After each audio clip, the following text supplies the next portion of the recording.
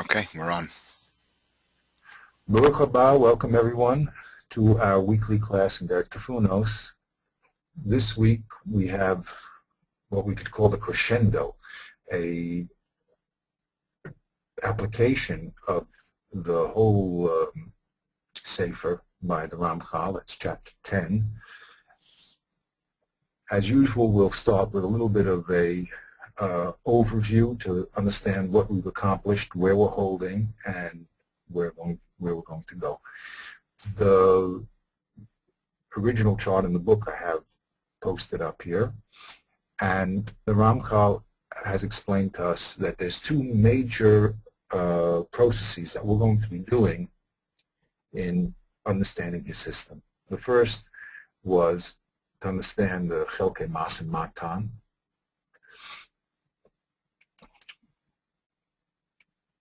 Okay, that was all different types of the debate, the member, the Shedli Tshuva, Kasher Teretz, Raya Stira. That's the first thing that the Ramchal explained, and then went into depth and explained all the details.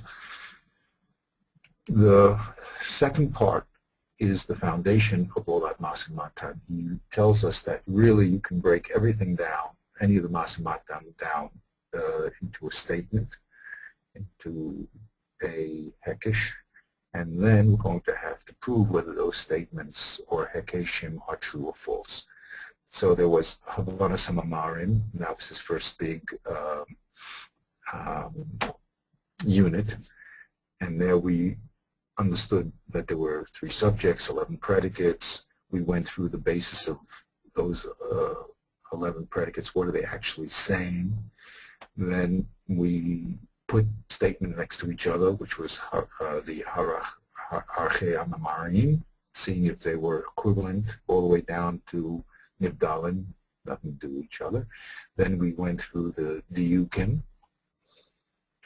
and that was the end of our discussion of Mamarim. In the beginning, he explained to us that statements, and we're going to repeat that in this chapter, statements have to be investigated to understand their essential meaning. That means if the statement is a mashal, for instance, we have to get what the nimshal is, and that's the important thing that we have to key on. If the statement is in a tamiyah written, it's a rhetorical statement, so we know that all rhetorical statements mean the opposite of what they say. It says, he's a chacham, means he's not a chacham if it's written rhetorically. So we always have to get down to the essential statement, and that's what all the beginning, that's what Havanas HaMamarim were about in the first little sections, that you have to translate the tamiyas or the rhetoric into the direct subject predicate form. Then he explained to us how the 5 different types of syllogisms, and then we had the very important part of what is the basis of proof. We went through all the foundation of proof and how to prove things true, how to prove things false, and how to remove proofs that were brought to the truth or falsity of a statement. Okay. Today, he's going to put all that together in what we have here in the chart called Seder Iyun. He's going to give us 10 steps to do in approaching any piece of Gemara. And that's going to be the real application of the Sefer. And that's why I said this is really the crescendo or the peak of the book. In the last chapter, he's going to tell us how to organize our ideas and make sure that we've covered all the bechinos when we're trying to talk about a subject, whether it be Kedushin, Gerushin, Nezikin. We like to understand what various aspects we have to investigate to say that we've had a true grasp of the subject. That's going to be chapter 11. But chapter 10 is a very, very critical chapter. It's going to put the whole Sefer together and show us how to take a sugya apart and to analyze it according to his system. So without greater ado, let's begin.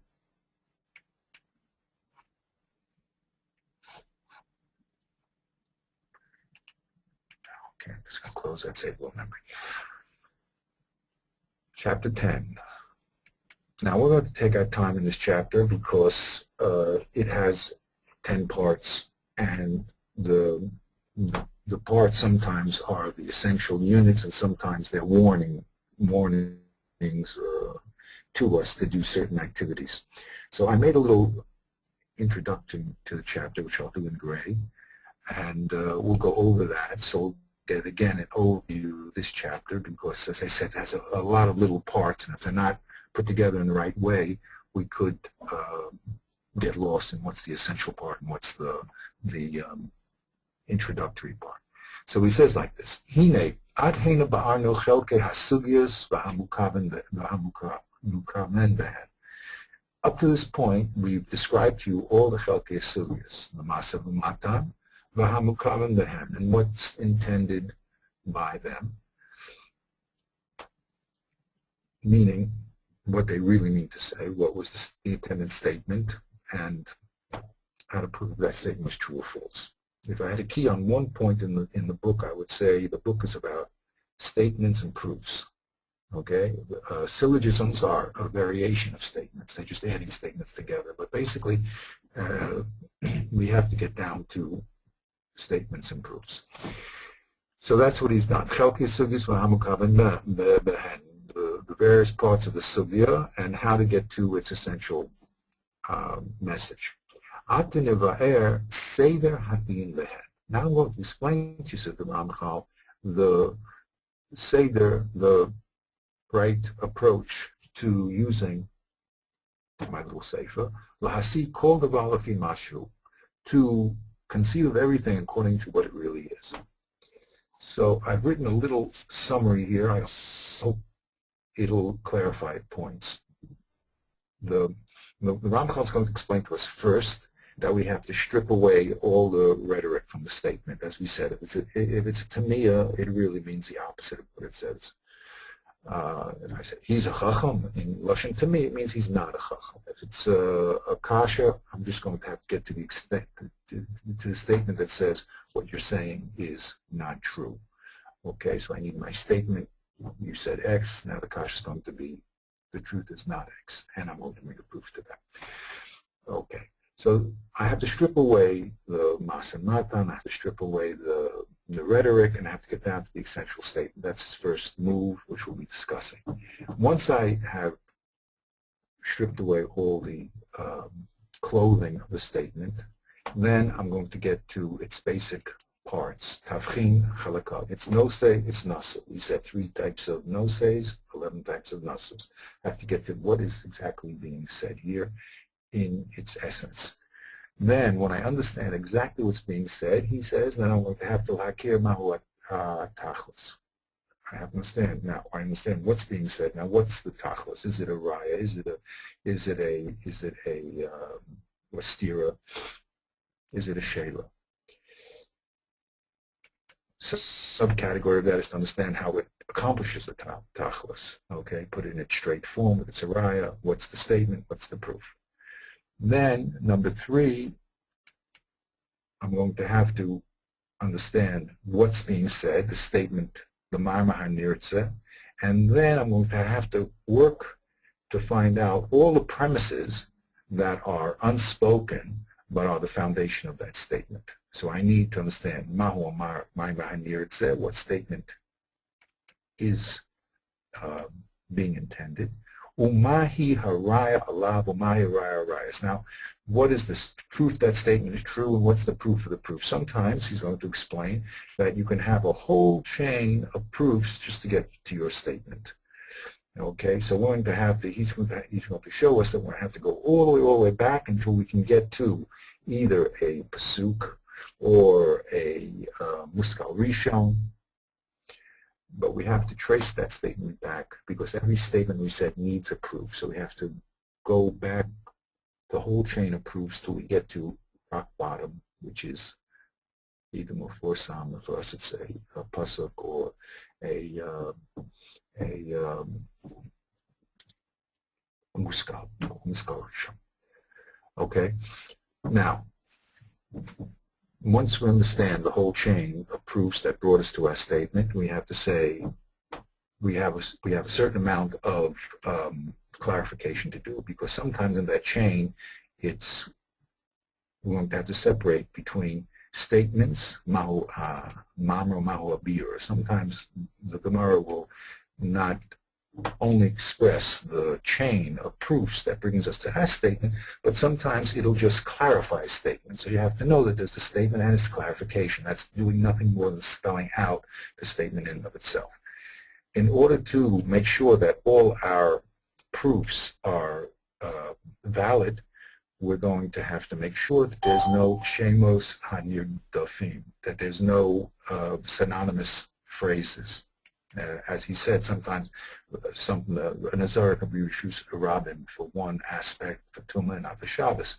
So we're going to have to make sure that we're dealing with our phrases that are true middle terms that connect our statements in Hekeshim, or that really connect a proof to the statement that we're saying, and that we're not just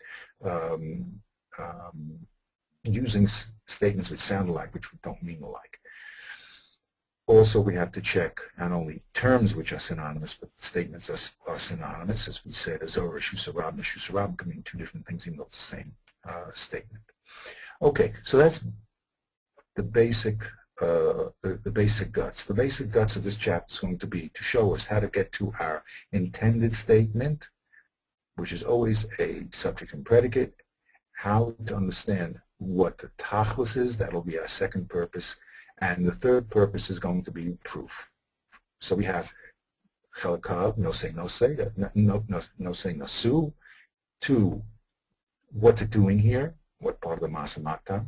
And 3, what's the proof that the statement is true? Okay, those are the 3 parts.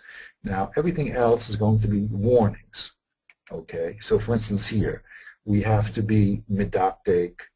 He says in this chapter, "Hinei tzorah medaktek b'kol dibur v'dibur liros eza chelik mechalkei sugyusu v'nimsa lifamim she'nirkabim shnayim min chalakim ke'echad." This is a note. He says, I told you that there's the memra, the sheva, the tshuva, the kasha, the teretz, and the raya, and the stira. Sometimes you're going to find out that a statement actually will be a combination of those 2 things. For instance, you can have a kusha mugedes. That means the statement is not going to be said by the person himself. It'll be said by the shas, and it'll be a kasha that the shas will have. For instance, he gave an example that the Gemara will bring two statements. Not the Gemara, but a Brisa, for instance, or a Mishnah. It'll say one proof, and then it'll say the Omer in the second proof.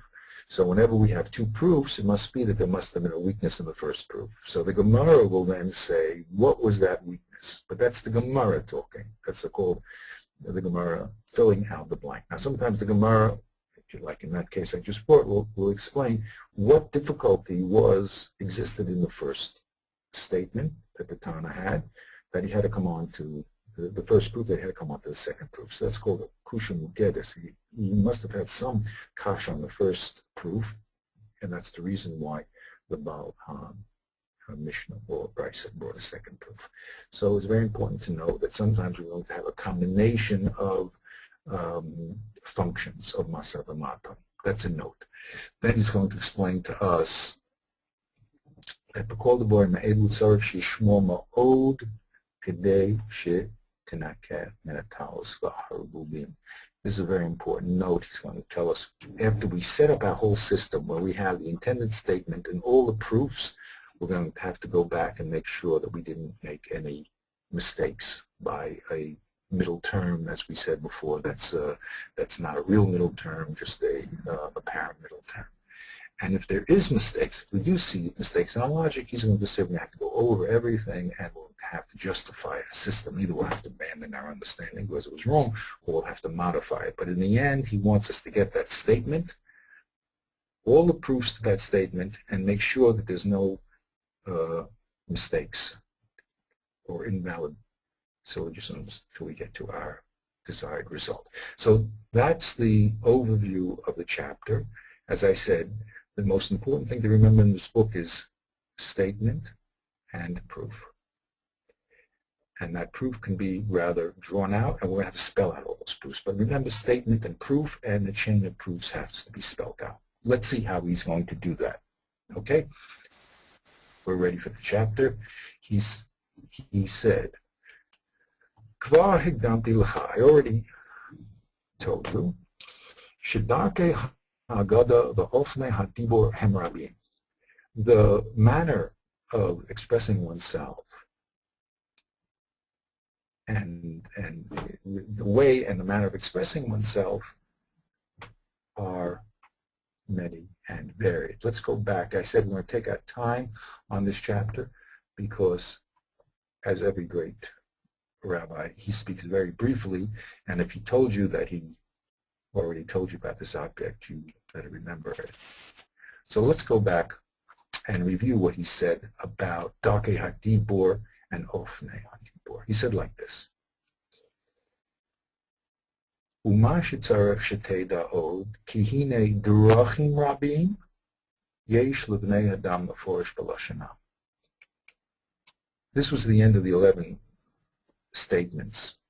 And I will say it again. Remember, we're looking for tefuna. Tefuna means understanding, plummeting to the depth of what's being said, and stripping away all sorts of rhetoric and other types of language, which he's going to explain here, in order to get to that point. In the end, we want to get to one of the 3 subjects and one of the 11 predicates. That's what we want to get to. So we said like this. The problem is that there are many ways that people can express themselves in their language. To express their ideas. Remember, we also spoke about in the beginning this idea of the thought-word-thought formula. Communication is based on a person thinking, taking those thoughts and clothing them in words, expressing the words, whether it's verbally or written, and having the other person hear those words and recreating the thought that was in the original person's mind. That's what we call the thought-word-thought formula. Thought turns into word, word gets retranslated back into thought, and if it's done properly, the correct communication will happen, which means that the person who's receiving the words will be able to recreate accurately the person's thought who has sent the words. However, when a person broadcasts his ideas in language, there's a lot of different ways to say the same thing. So that's what he says. Derachim rabim leishn lebnei adam leforish b'lashanam ma sheyachashvu b'machshavasotam. There's many ways that a person can say what's on his mind, what he's thinking. Why? Kihine yesh shiao. Now, why? But how does that happen? Kihine yesh shiarichu b'devreihem v'yesh sheyikatzvu b'hem. There's certain people that spell everything out, and there's certain people that speak in a very minimalistic way. V'yesh shedibu b'derech haggadah. Some people will tell you their ideas in the way of agadah, in the way of a mashal or a story. V'yesh shedaber b'derech temiyah. Some people will use rhetoric and will ask rhetorical questions, or which not a question at all. It's just we said the rhetorical question usually means the opposite of what it says. V'yesh shedaber b'derech remez. Some people will express their ideas by a remez that you're supposed to catch. Okay, so we see a lot of times Moshe Rabbeinu in Devarim. He's constantly giving in his speech remazim to all the things that happen in the midbar. So if you're not aware of the remez, you don't understand the import of what he has to say. But that's the reality, that people have a lot of different ways to express that basic thought. All the various ways that a person can present his information has been explained by the people who understand Tuktuk and Melitza. By the way, the Ramchal wrote the whole beautiful little sefer called Sefer Melitza, in which he explains all the various ways that a person can use language to express his ideas. Melitza is a question of not only transferring information, but moving one's heart. So he goes through a lot of the Tanakh, and he shows us the various ways that language is used in order to motivate. So, for instance, when the spies came back, and there was a big uproar, so Kalov says, Has, Has, Has. I think it was called Yeshua. He says, Has, be quiet. But the word he used was onomatopoeia, Has, calm down. So he goes through that whole sefer. The Ezra Sem will have the schus to see that book. That's the way that language is used to motivate. But we're interested in the message and not the manner in which it's spoken about. Okay. But what we are interested in, ki kol dibor shioma, any type of communication, doesn't matter what form it is. Haggadah, Tamir, Remez, Keshemirit, L'self Kavanas Midibura. When you get in down to its final intent, what it's really trying to say, Nimsa Badai Sharotza Bo Amiris Nasu Benose. Any type of communication, doesn't matter what way it's being expressed, you always have to say, look, listen, my dear sir, you're intending to say that there's a certain subject here that has a certain predicate, and that's what we're after. Without talking about a certain subject and telling me something about it, then there's no real communication at all. The lo haya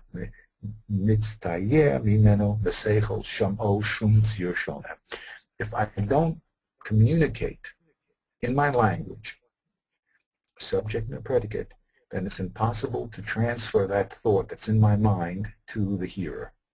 So since I know that, whatever I read, I know it's going to have to be speaking about something and saying something about it. Subject, predicate. 3 subjects, 11 predicates. Ulechem. Here's the key point. Al toses lidko el derech hadibo ella el hamama hamakuvan bo. Don't fix yourself on how the information is being transmitted, but what is the intended statement. This is called derech tfunos. Means you have to understand exactly what's being said and not key on how it's being said. How it's being said is just going to be the vehicle or the means for the message. And we want to get the message. We don't really want to key on the means except to have us clarify the message. The im tira hadibor katsar. If you find that the person who is speaking speaks in a short word, in a short way, like all the Chachamim, especially the Mishnah, Halachas Kamach, the Torah, but the Mishnah and the Gemara and all the Chachamim, they speak in a very, very brief language, to the point. They say the minimum they have to say, not one word more, not one word less, not one letter more, not one letter less, but that brevity means you're going to have to tashlimehu machshavah. You have to spell out what they say. Don't just repeat the short statement that they say. You want to have to learn how to spell it out.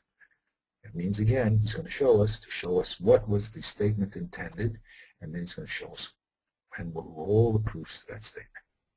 The imtira orech, if you see someone who writes at length, you have to cut out all the extra words. The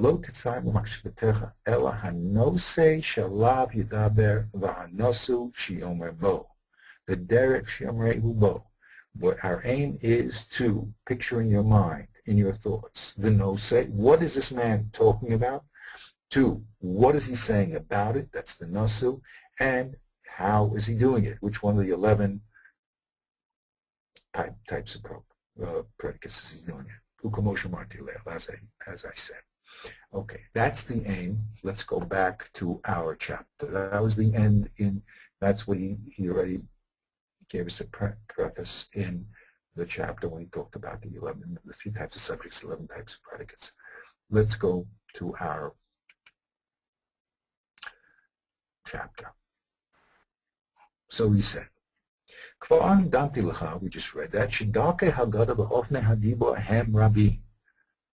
the manners of speech, the way and the manners of speech are many. Some people speak at length, some people short. Now why does that happen, says the Ramchal? How come some people speak at length, some people speak short, some people speak in Misholim, some people speak in Russian, that's Pashto, some people speak in Masa B'Matan.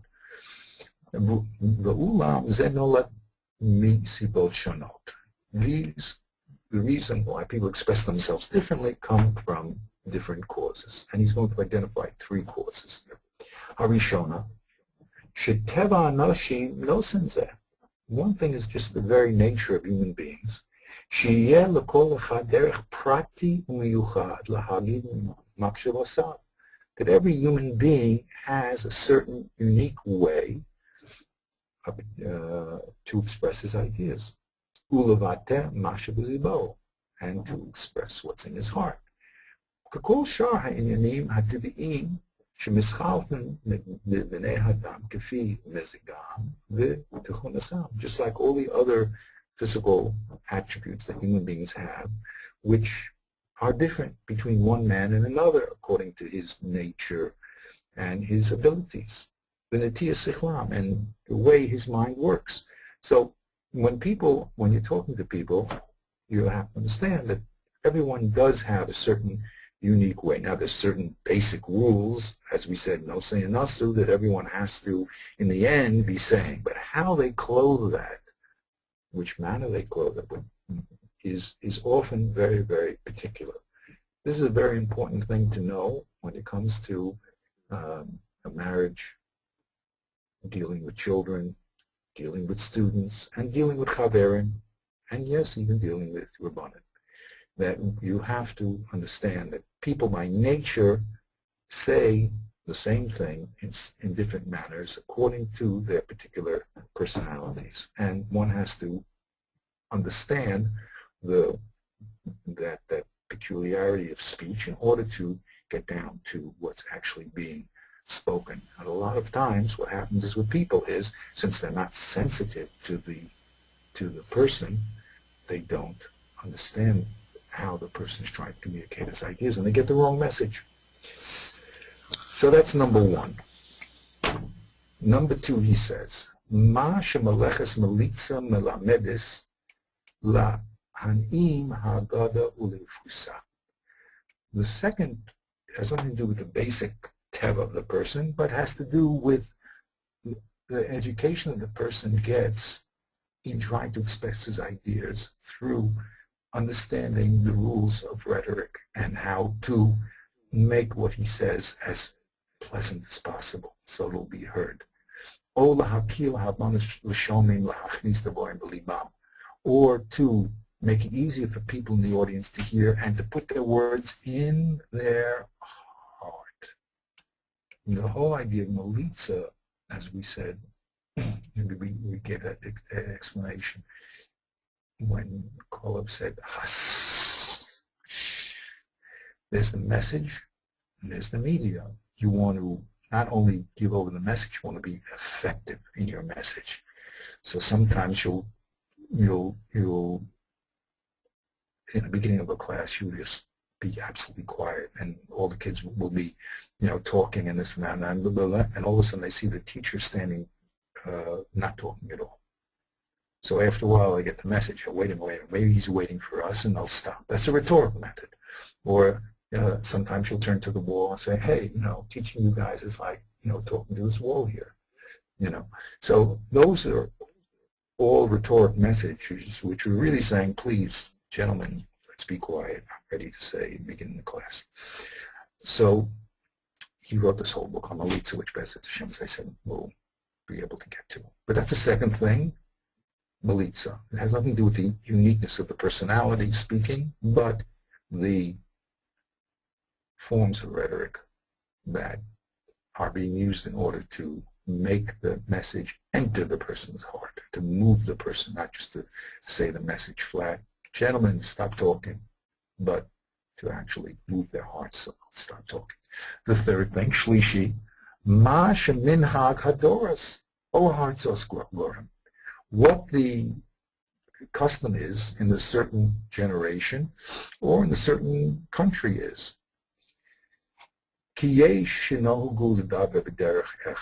Some people speak in one way, and and other people speak in a different way.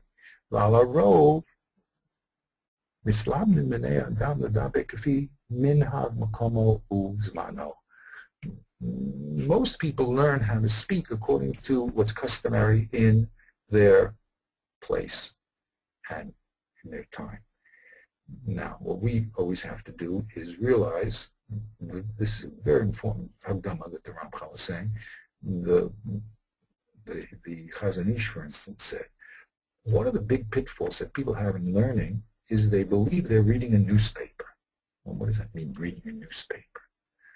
That means they think they're reading a story, and they don't understand that the lashon of the Chachamim is very brief and to the point, and you have to spell everything out.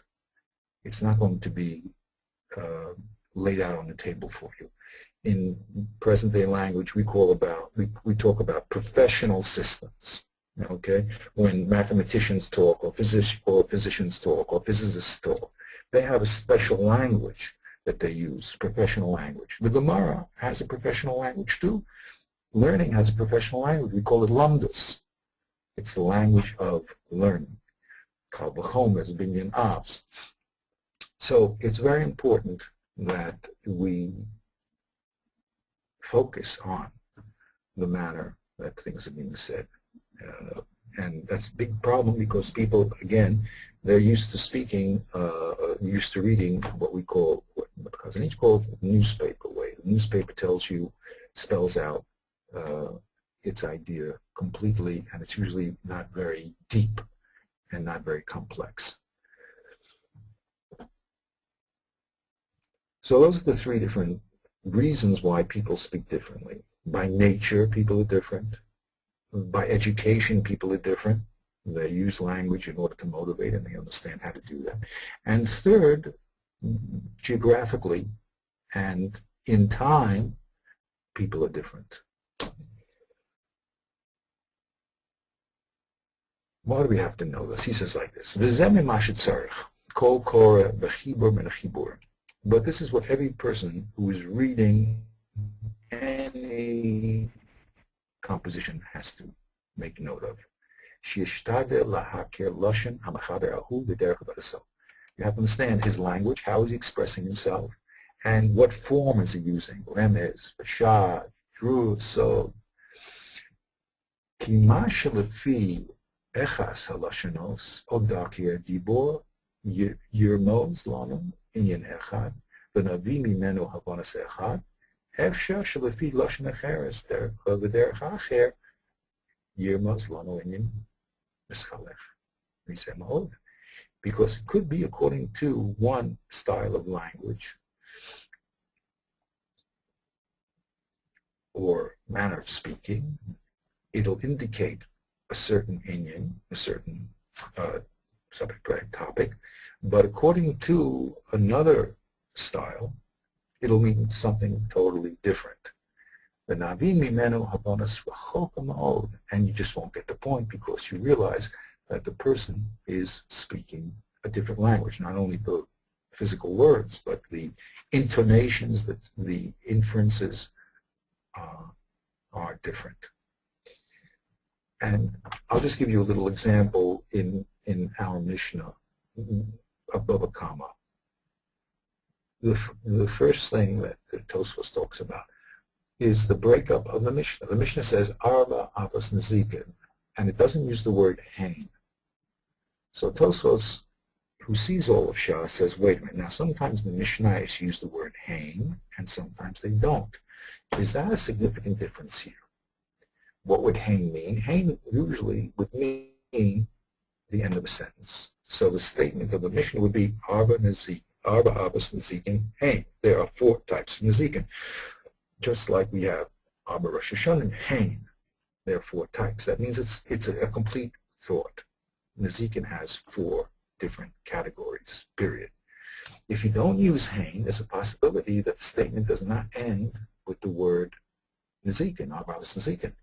And it really says that there's Arba Abbas Nezikin, the Shor Bor Ma'ava Ve'hever, which are different than each other, which means that not that there's 4 to exclude other Nezikin, but that these 4 are all different. The message really here is that these 4 Nezikin are different from each other. That's the message, not that there's only 4.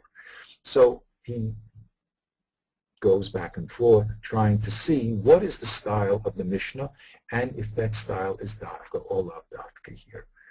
The Mishnah at the end says,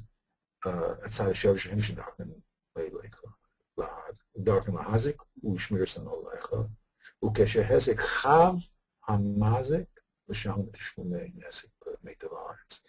It says when a person does damage with any of the Nezikin, Chav Hamazik, the Mazik is obligated to pay with the best of his land.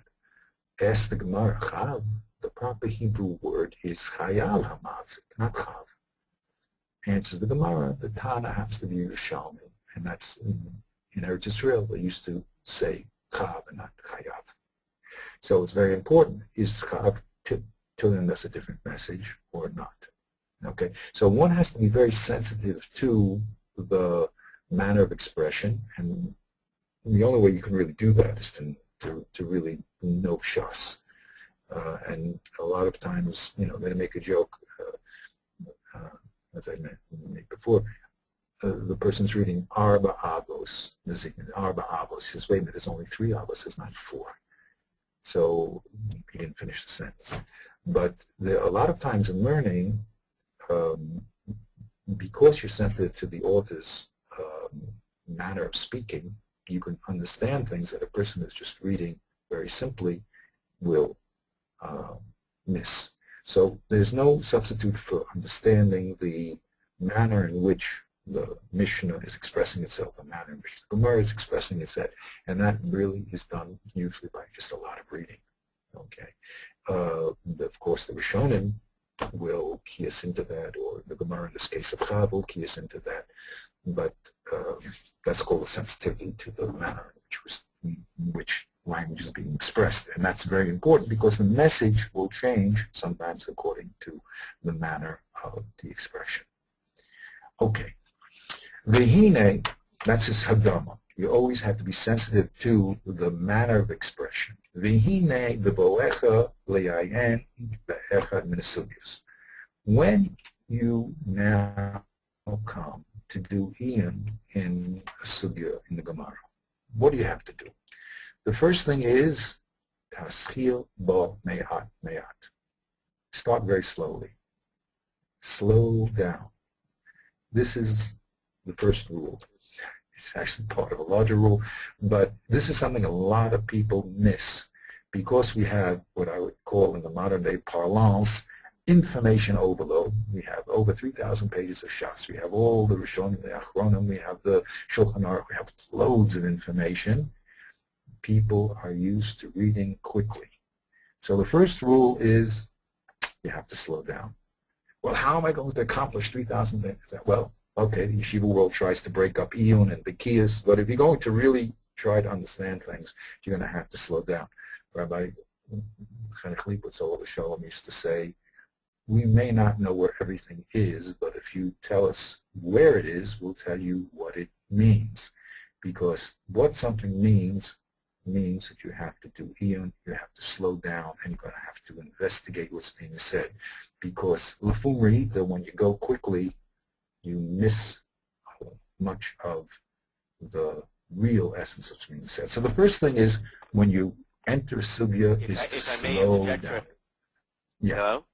Hello? Yeah, no problem. It's Yankee Harris. Hi, Yankee. Good to hear you. The Kotzker Rebbe used to say that that's why people take off their shoes in the base of Mikdash.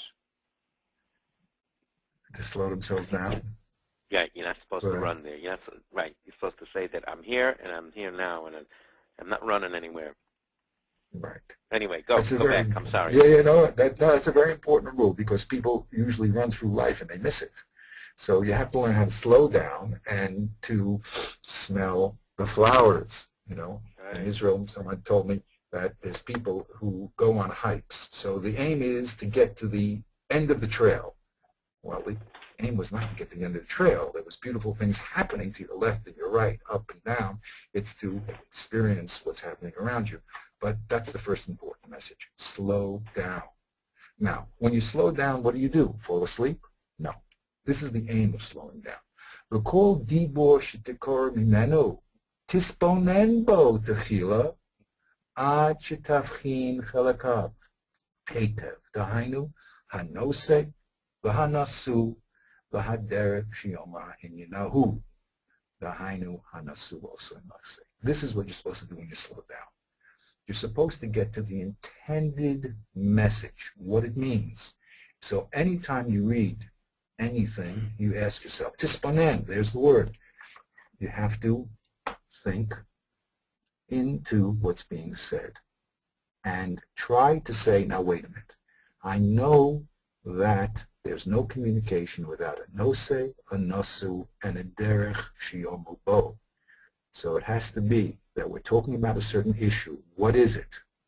We're saying something about that issue. What are we saying about it? And how are we saying it? How are we saying it? It's one of the 11 types of predicates. Are we saying this and this, afalpi this, therefore this and only this? What are we saying? So we're always going to have to key, and the greatness of the Ramchal is that he gave us the tools, limited tools, in order to think. If I were to ask you, how many types of subjects are there? Well, I don't know. What are you talking about? How many types of subjects? Millions of subjects. Every time I come to a new Gemara, it's a new world.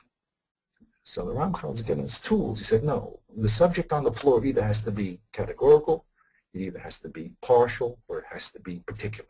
Well, what could we possibly be saying about those three different subjects? I don't know. Let's just see. No, there's only 11 things that could be said. It's even it's a fikach, it's a mugbal, it's a motzi, it's a stam statement. So it's a very powerful tool that the Ramchal has given us the ability to limit the amount of possibilities, and he says that they're exhaustive. Now, you're welcome to find a 13th predicate, a 14th predicate, a 15th predicate. You're welcome to. No one's saying no. But the Ramchal, in his greatness, has limited the field to 3 subjects, 11 predicates. He says, that's all that can be said, gentlemen. So no matter how it's said, I want to know at the end what's being spoken about, what's being said about it, and how is it being said. That's it. That's rule number 1. And that takes his bonus. You have to look into things. Now he says like this.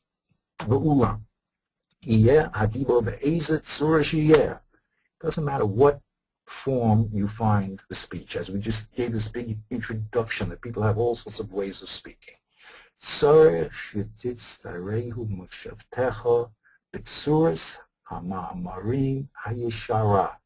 You must plummet to what he calls the straight form of the statement. Perishol. What does that mean? If you find a statement written in a rhetorical style, or b'derech kusha, or as a kasha, be'eze derech shiyeh, doesn't matter what way the statement is being presented. Hine totzi tamsis kavonaso mashvatecha.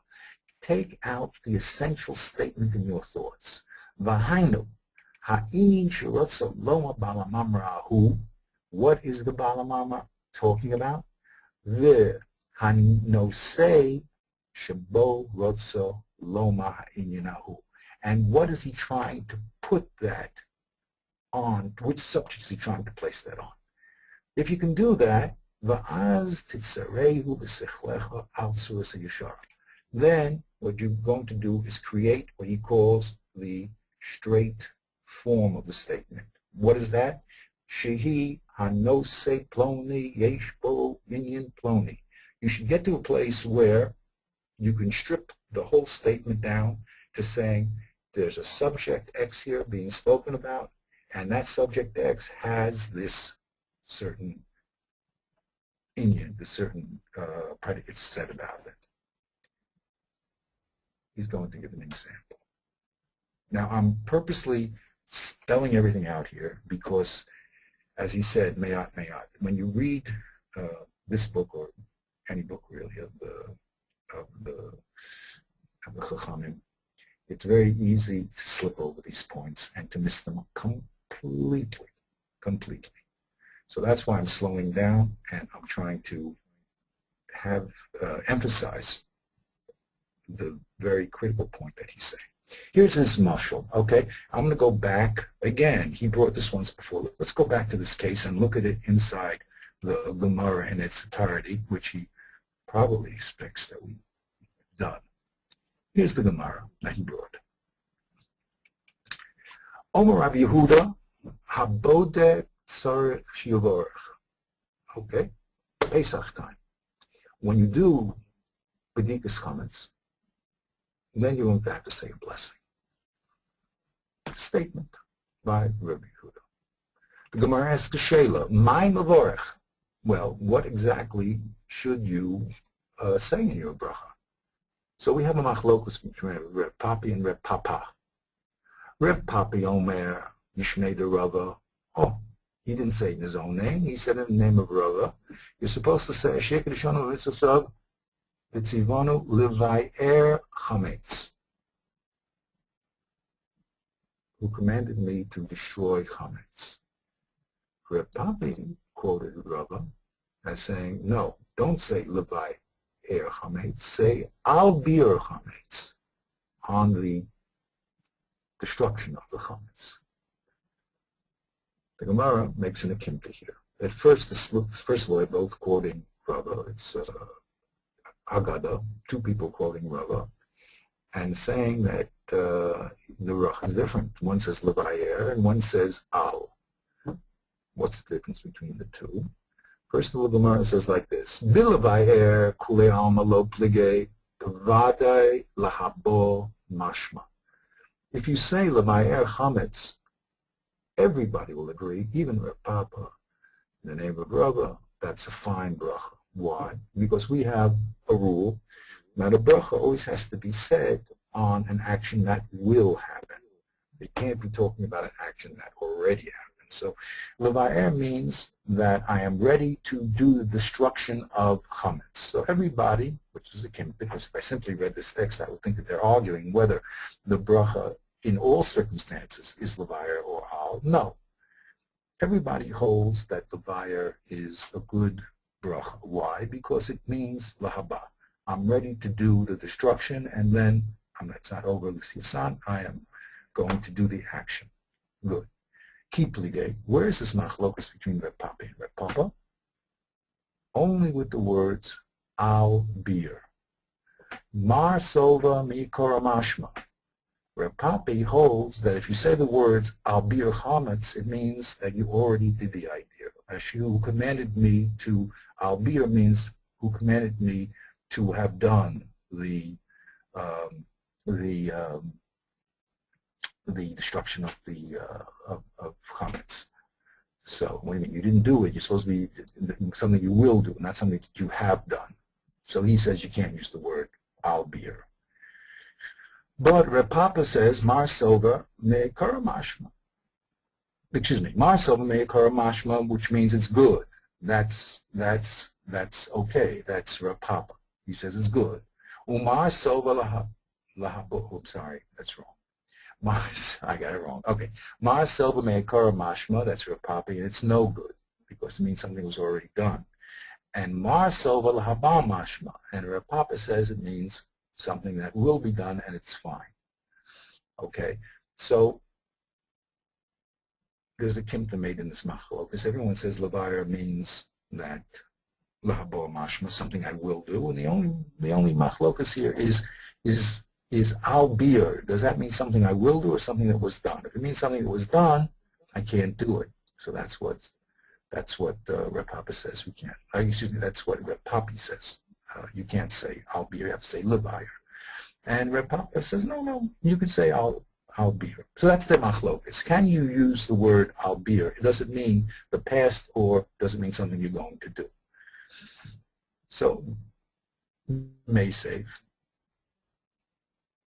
How can you say you can't say al bir? I'll show you a raya that you can use al. From where? Here's a raya. Baruch Hashem Kedishon Mitzvah Tzivanu al Hamila. We have the bracha what we do when we do bris milah. There we say al hamila. If it meant something was already done, we would never be able to use it. So the Papa brings a wonderful raya to his position that al has to mean something in the future.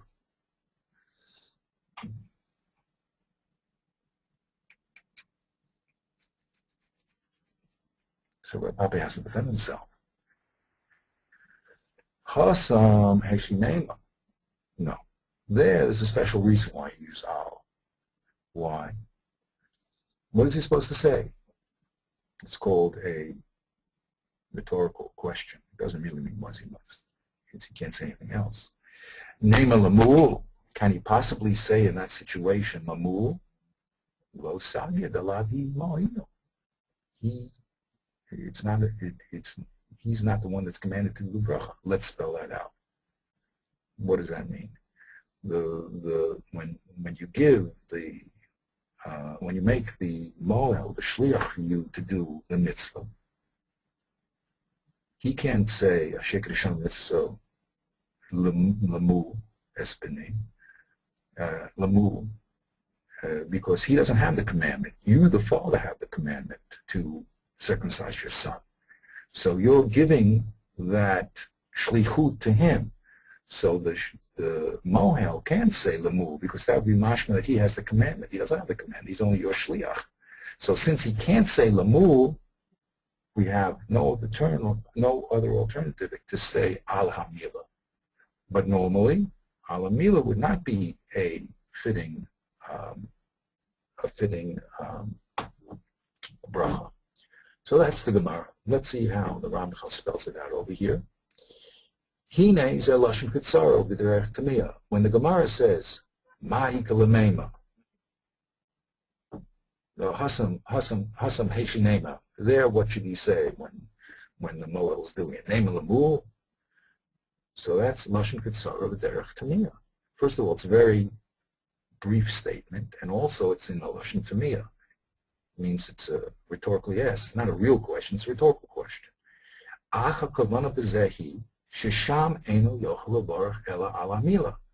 kavana is that, wait a minute, in the case where the moel does it, there the only alternative has to say is alamila because he can't say lamul. He can't say lamul nipnei she'en amuchar she'u mal. Is not buchach that the shliach has to do the milah. The father has to do the milah. He's just the shliach here. V'nimsa shezeh mashet tzarech shetitzayeh mashvetech mitol kol hamilos elu. So what are you supposed to abstract from all of this? You're supposed to say a statement that the mohel cannot levarech al milah because the Memorial of Shmuel has to say alamila because he cannot say lamul because he is not commanded to do it. So the Gemara now attacks that question, that teretz. You say the case of Mila is unusual because he has no other alternative. So then according to you, that's very nice, you explain the Moel. But what about the father himself? What is he supposed to say? What do you mean what he's supposed to say? That's again a rhetorical question, and it's a kasha. So the intent of the statement is, when you get down to it, is that the father is supposed to say lamul according to your reasoning, that the only reason why the shliach is saying it is because he wasn't commanded, and there's no other way to say it properly. But the father instead should say lemul. Now, and that's a kasha. Why is that a kasha? Because we never heard such a bracha like that. We always say alamila. So that's a kasha. So the Gemara is going to say, the Kesheheshi, the Gemara answers, Einochanami. What does Einochanami mean? Sure. Hakavana shekachi emes. Yes, it's true. The father is supposed to say lemul. We only heard the bracha because most of the times we go to a bris milah, it's always the moel doing it. So we hear the bracha alamila all the time. But the Gemara is mechadesh that if the father does it, he should say lemul espeni, according to this shita. Okay? So that's what means Einochanami. Perisho sha'avi ben sarishom alamul. Einochanami, the father should say lemul, even though we've never heard it, because the moel does it, but Einochanami, if he does it, he should say lemul. V'zeh haderek shetidon kol halashanos. That's how you should do everything. So in other words, what the Ramchal is saying is, look, we have, the Gemara is very short. Here, it says, Avi ben ma'ika lamema. It's not a question. What should the father say? It's a kasha. It says, according to you, the father should say lemul, and we never heard such a bracha. The answer is Einochanami. You're right. We may have never heard it because that's practically the moel does it, but if the father does it, he takes the rule. And that's how they remove the kasha. Okay? So, what we have to do is read the Gemara, not repeat it, but get to the essential statement. Now, he's going to go through here and do the same thing. Let's read it, but we need the background. We just read the first few words. I don't think we get much out of it. Derek Masha.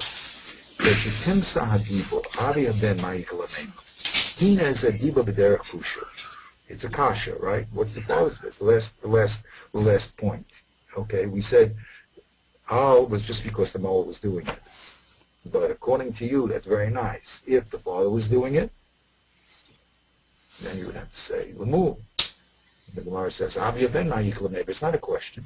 It's a kasha. What's the subject in the predicate that's intended? The father is supposed to say lemul es ben, and that's a kasha. Why? Because we never heard such a bracha like that. And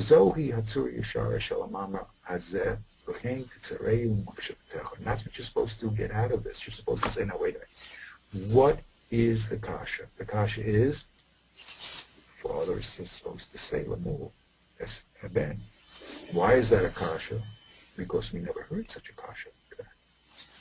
So according to you, if what you're saying is true, you're mechadesh a new bracha. And the answer is Einochanami. That's a new bracha. The fact that you never heard it doesn't mean that it doesn't exist. It just means you never heard it. Okay? So that is what the Ramchal is trying to get us to do. Get the brevity and the style. In this case, it was he had a tamiyah here. What's the father supposed to say? It's not a question. He's supposed to say, wait a minute, the father's supposed to say lemul. We can't say lemul. We never heard of that bracha. So you always have to get down to what is the statement intended. Okay? And in order to do that, you have to slow down and think. Okay?